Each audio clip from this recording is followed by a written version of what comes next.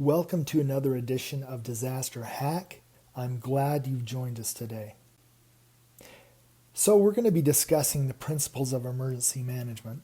This is based on a document which was produced by scholars and practitioners affiliated with the FEMA Higher Education Program. So our goal is to understand why the principles of emergency management were introduced in the first place, and then comprehend those principles themselves. Let's go. So first, let's provide a little bit of context about the principles of emergency management. There's a gentleman named Mike Selves. He is a former president of the International Association of Emergency Managers, and he often went to Congress to testify. And as he did this, he recognized that many of these politicians, our elected officials, were not aware of emergency management or did not fully understand it, and therefore it was difficult for them to support emergency management as much as we would like.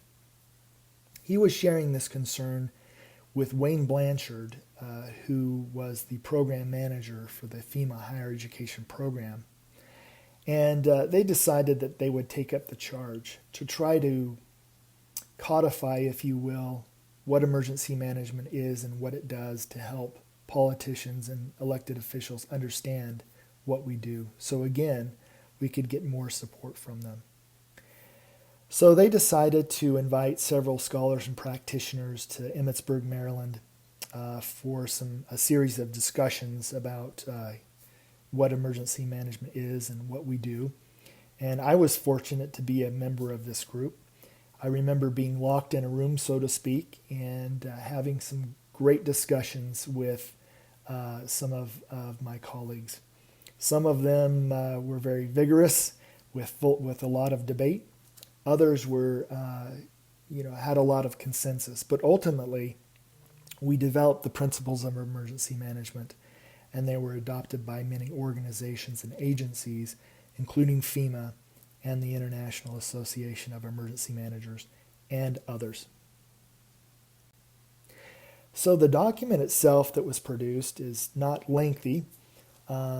It covers the definition of emergency management, has some discussion about the vision and mission of emergency management, and then dives into several principles of this important profession. So let's discuss each one of those. First of all, in terms of the definition, emergency management is the managerial function charged with creating the framework with which communities reduce vulnerability to hazards and cope with disasters. So emergency management is an administrative duty. It's different than first response, for example, even though emergency managers do work with our important colleagues in police, fire, and EMS. But emergency management is much broader than that. Yes, it's concerned about life safety issues, but there are many other aspects of emergency management that have to be addressed. In terms of the vision of emergency management, the goal is to promote safer, less vulnerable communities that have the capacity to cope with hazards and disasters. So our goal is to reduce risk and help us to become more resilient. So how do we do that? That brings up the mission of emergency management. So emergency management protects communities by coordinating and integrating all activities necessary to build, sustain, and improve the capability to mitigate against, prepare for, respond to, and recover from threatened or actual natural disasters, acts of terrorism, and other man-made disasters. So we work together to increase our capacity to deal with disasters. That is our mission. Now, turning to the principles of emergency management, the first one is the goal of being comprehensive. So emergency managers consider and take into account all hazards, all phases, all stakeholders, and all impacts relevant to disasters.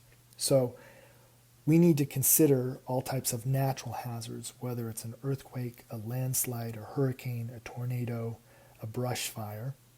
We need to look at technological events, such as a chemical release or a chemical explosion at an industrial facility or a structural collapse. Then there's also other anthropogenic civil type of hazards, whether that's terrorism or riots. So we have to consider all of these types of hazards. And now it's even more important to consider the unexpected hazards.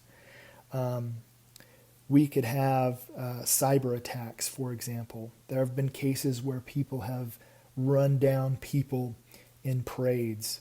There have been other situations where semi-trucks carrying beehives, have turned over, leading to a very unique situation for emergency management professionals to deal with. So we need to consider all of these types of hazards. We also need to look at all of the phases of emergency management before, during, and after disasters. We need to include and incorporate and work with people in the public, private, and nonprofit sectors. This includes all levels of government, Indian tribes, faith-based organizations, and everyday people. In addition, we need to consider the broad range of impacts that disasters produce, whether it's physical, social, political, mental. So this ranges from infrastructure and economic losses to injuries and beyond. Emergency management is also progressive. That is to say that emergency managers anticipate future disasters and take preventive and preparatory measures to build disaster-resistant and disaster-resilient communities. So you probably understand what happened in Hurricane Katrina. There were some mistakes made before the event in terms of building levees or reinforcing them. There were mistakes made in warning people of the event, and certainly in reacting to the event. And so it's very important that we don't wait, that we're not reactive. We have to anticipate what's going to happen and work to counter those things and increase our ability to prevent and react successfully. Next, emergency management is risk-driven. So emergency managers use sound risk management principles, which means we're identifying hazards, assessing risks, and looking at the impacts, and we assign priorities and resources based on that. Now, this is very difficult, trying to understand what can happen and determine the probability and consequences. It's not easy because there's some things that are improbable, like 9/11, but very consequential, and other events like hurricanes or tornadoes or flooding, which are more common, which may or may not have a similar impact as an event like 9/11. So we have to prioritize what it is is most important. We have to act accordingly based on our risk management principles. Next, emergency management must be collaborative. So we must create and sustain broad and sincere relationships among individuals and organizations that encourage trust, advocate team atmosphere, build consensus, and facilitate communication. So in essence, we need to get along and we need to be willing to work together. There have been too many cases where organizations didn't communicate before, during, or after disaster, and this can be catastrophic. Lives can be lost, as we saw in 9/11. Our responses can be ineffective. So we have to overcome inter-organizational rivalries and competition, and also overcome apathy. We need people to sincerely engage in emergency management practices. Next, emergency management must be coordinated, so we must synchronize the activities of all of the relevant stakeholders to achieve a common purpose. So we need to avoid unnecessary duplication of effort. We need to fill gaps to ensure that service is delivered to everybody who needs it. We need to be more effective and efficient in what we do. And a great example of that I witnessed in an emergency operations center in Fort Worth, Texas, as this community responded to a tornado. The mayor of this city got everyone together and would take time to listen to each group and have everyone listen to each other to figure out what was going on, what the needs were, and how they could work together to respond to this particular disaster. It was very successful because they were coordinating their efforts. Next, emergency managers must be flexible. They must use creative and innovative approaches in solving disaster challenges. In other words, they need to adapt, adjust, and improvise. And this is not just during a disaster, but also before a disaster. A great example of this is the waterborne evacuation in New York City. This evacuation was not planned for before 9/11. It was something that was improvised during the disaster itself, and yet it was highly successful. This was the largest waterborne evacuation in U.S. history, and maybe even world history, and it was improvised and not planned in advance.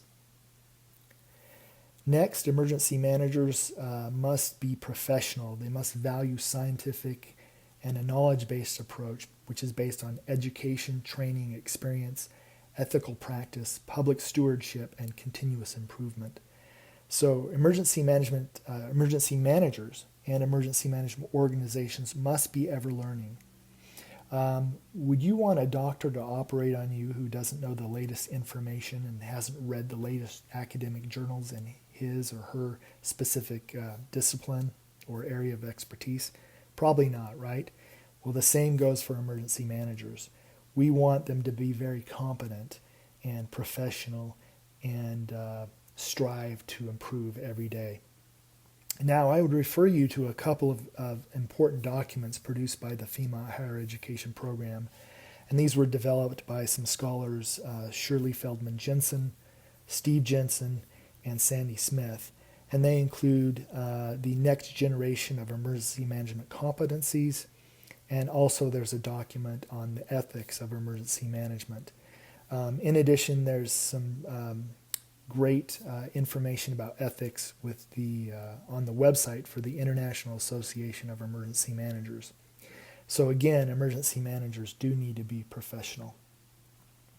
So to wrap things up, these emergency management principles are comprehensive, they're logical, and if we implement them, they'll improve what we do and hopefully get others to support us in our efforts as well.